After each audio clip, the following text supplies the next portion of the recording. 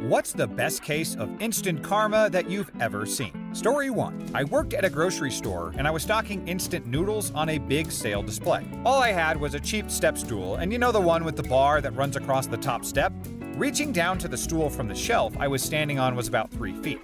I had a 60% chance that my foot would land on the top bar and collapse the thing. I asked a coworker to use his shoulder as a handle as I got down. Now, my supervisor called me a princess for getting assistance, and soon after he was stocking the 2-liter Coke bottles on his sales display. He tried to get down, and he took the 40% success rate jump onto the step, hit the top bar, and the top ladder collapsed. He broke his arm and then took down half of the display. I just clocked out and left before they told me to clean up the spilled soda all over the place. Story 2. I was driving home on the highway during a horrible blizzard at night.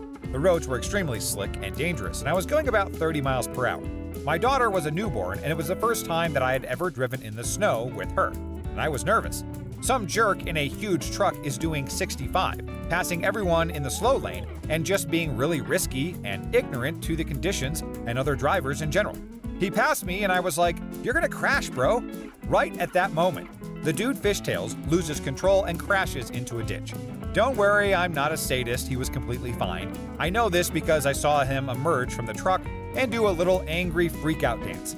His truck wasn't fine. That's what you get for endangering others during a blizzard. It's like the universe said, "Oh, you think you're invincible in your mighty truck? Well, let me introduce you to Mr. Icy Ditch." Lesson learned: Mother Nature doesn't play nice with reckless drivers, especially during blizzards. Maybe next time our daring friend will think twice before turning his truck into a winter wonder crash. Story 3. That time I had my shoes stolen. I was 17. I went to a party where there were kids from 2 different high schools, and when I went inside, I took my brand new shoes off that I had just bought for $140. Hours later, when I went to leave, my shoes were gone. We had an idea who took them, a guy from the other school, but we didn't have proof. I was sad and just so embarrassed. I had to drive home in my socks. Long story short, a week later, Monica, the girl who threw the party, shows up at my doorstep holding something behind her back. Turns out that she went to a party and saw the guy who stole my shoes wearing them. When he took them off after a smoke break, she snagged them. Now standing in front of me, she reveals my Nikes. She told me that the best part was watching him look for them, just like I had, and then leave in his socks. Story 4. In the UK, kids wear blazers and ties to school, and a common bullying tactic that jerks used was to run up to kids, pull their ties so that they get really tightly knotted. On the bus ride home, the bus was really full, and I was standing in front of one such bully. He grabbed my tie just as the bus had to brake sharply. He lost his footing, and the only thing keeping him upright was the fact that he was holding my tie. He had grabbed the wrong bit, the one that wasn't knotted, and it simply untied it and he fell on his bum. That was the last time I was knotted. Story 5. I was working in a supermarket when a panicked customer A came up to me and said that he'd accidentally left his cash in the ATM and had someone handed it in. I was about to say no one when customer B appeared behind him and said that he'd been trying to catch up to him. He'd been queuing behind him at the ATM and saw what happened, so he had got the money for him. It was £200, so a decent amount. Customer A was super grateful and offered him some of the money, but he wouldn't take it. Customer B then bought a scratch card, scratched it, and found out that he'd won £5. Not a whopping amount of karma, but karma nonetheless. It seems like customer B had quite the serendipitous encounter with the universe. Like, talk about being in the right place at the right time. It's like fate whispered in their ear, "Hey, there's a chance to be a real-life superhero and earn some good karma points." And you know what they say, even a scratch card victory is a sweet taste of justice. Do they say that? I'm not sure. From lost cash to a little win, customer B certainly proved that kindness pays off, even if it's just a $5. Story 6. At a job as a mechanic, I got a part that was completely correct, except the electrical plug was a different shape. I found out after I installed that. For the record, it did plug in, just didn't have long enough prongs to communicate. I had to order the right part again and then take this one off and install the right one, all while only getting paid to put the correct one on. Lost about 1.3 hours. My coworker laughed and said, "Bet you won't make that mistake again. Pay attention next time." His very next job, he put in all 4 tires backwards, some tires are directional, and said the same thing to him. I knew I would use it against him, but didn't know it would be that soon. Story 7. My dad told me this story. He was driving back from the store when traffic got really bad, and about a mile ahead there was an accident that brought traffic to a crawl. My dad decides to be patient about it. Others weren't so patient. People began driving on the shoulder in order to get ahead of the traffic. We all know how this goes. We do the right thing and are punished for it, whereas these jerks are skipping in front of traffic and will probably get away with it. He thought about following this stream of cars onto the shoulder, but he decided he'd do the right thing and wait. As he got closer, he saw two cops in a parking lot. One cop was directing all of the shoulder drivers into the parking lot, while the other wrote all of those drivers' tickets. He describes it as one of the most satisfying things he's ever seen. Story 8. Now, one time in middle school, this guy who was relatively new at our school was making fun of a girl in our class who fell in the hallway in between classes. Coincidentally, this was the girl that I had a crush on. He was a little bit of a class clown and was mocking her, making her look stupid and clumsy. And apparently he misjudged his footing, and while attempting to jokingly ape the way that she had fallen, actually fell for real and landed squarely on his back in front of everyone. He broke his arm in the process. Passing him in the hallway, I saw him just lying there, surrounded by adults and staring up at the ceiling, face completely expressionless. He didn't come back to school. I'm pretty sure he had to move after that. I would have too. Oh, the irony. It seems like the universe has quite the sense of humor. Karma can be quite the trickster, can it? And I bet that guy learned a valuable lesson about empathy and the dangers of making fun of others. Talk about a textbook case of what goes around falls down hard. Who would have thought that his own attempt at mockery would have resulted in a broken arm and a swift departure from school? It just goes to show it's best to think twice before trying to be the class clown, especially when it involves imitating someone else's misfortune. Story 9. I've got two. Can't really decide on which one is best. The first one, I'm driving to work during a snowstorm. Pretty much everyone is taking it easy because, snow. Some guy in an Infiniti FX35 thinks that he's invincible, so he comes driving down the road probably 15 miles an hour faster than everyone else. So he goes past me and I don't see him until the next fork in the road. Mr. Superhero went into the turn way too fast and then slammed into an iron fence at the triangle dividing the two streets. He was fine because he ended up outside of the car looking at it with a look of confusion. Now, the second story was driving home one night around 10 p.m. I'm stopped at a red light in front of a shopping mall, about midway down the block. The east and westbound road is separated by a pedestrian island. Someone pulls up next to me at the light, looks around, drives through the red light, and then suddenly, from the opposite side of the street, red and blue lights, a whoop whoop of a siren, and an NYPD SUV hops the island and pulls the guy over. The police weren't camped out or anything, just waiting at the red light on their side of the street. Right place at the right time. Story 10. Not a case of bad karma, luckily. My friend and I were walking out of Walmart when a homeless man asked me for money for food. I don't ever carry cash on me, and I said, I am sorry, I don't have any, and I go to walk away. However, I had worked earlier that day and still had an unopened snack in my car. So I walk back to him and say, hey, I don't have any money, but I do have some snacks and water in my car that I can give you.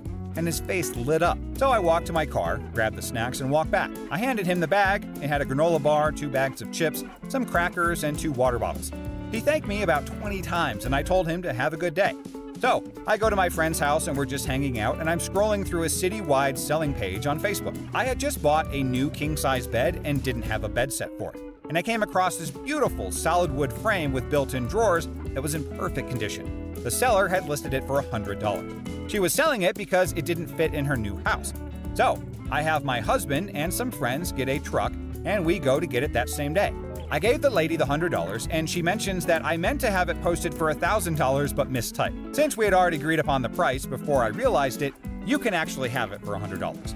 And that's how I gave a homeless man food, and then good karma greeted me with a practically new bed set for $100. Story 11. Late to the party here, but since this happens to be all mainly karma to a-holes, I'll share my story. I was in high school walking back from lunch when there was an older gentleman who had crutches in front of me. He couldn't manage to get off the road since the curve was high, and he obviously had leg injuries.